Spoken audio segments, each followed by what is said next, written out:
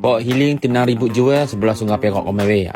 Dengan suasana kampungnya, kau tengok sendiri memang lawa. Dekat mana? Dekat Kuala Kangsar. Ataupun lebih tepat kali kampung dia Kuala Kenang. Dekat sini saat ni kerja ni bilik ada, kau tahu yang besar gedabuk ada, yang biasa ada, yang sederhana ada. Yang menghadap sungai ada, yang ada balkoni yang besar gedabuk ada. Balik malam-malam hari kau lepak-lepak santai menikmati suasana malam kampung kan. Memang syadu. Rate harga daripada 100 lebih sampai 300 lebih. Kau pilih mana satu kau nak. Tapi kalau kau nak buat family day pun boleh kau tu.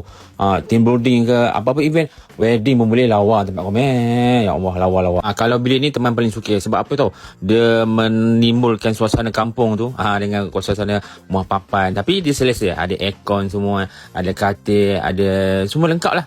Menarik kan. Fasiliti lain kat sini kau jangan risau lah. Kau tengok ada ruang makan dia macam dewan lah. Kau boleh lepak-lepak family. Lepas tu ada permainan-permainan lain, macam-macam aktiviti kau boleh buat kat sini. Kau tahu kalau kau buat family day tu kan, ada pun team building, kau boleh handle dengan pihak manajemen. Kau nak apa, berkayak ke, buat aktiviti sungai kan, boleh, tak ada masalah. Lagipun dia tengah buat promo terkini tau. Dia buat promo untuk group family day ataupun team building. Untuk satu resort ni boleh muat dalam 50 orang, termasuk kanak-kanak lah.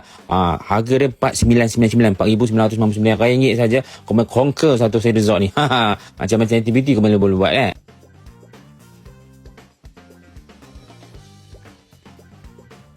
Hei komen. Asyik menor makan ni. Kau tahu buah apa ni? Buah markisa nampak apa ni? Kat sini ada nampak ni. Banyak. Jadi kau kalau menginap kat sini kau boleh ambil makan. Udah meranu masuk macam ni, ambil belah makan. Boleh dimenorkan. Tapi syarat makan kat sini ya. Khasiat dia. Kalau kau tahu khasiat dia, kau komen lah kat bawah. Kau mana kan? Awak tak apa-apa pandai. Tapi kat sini memang best.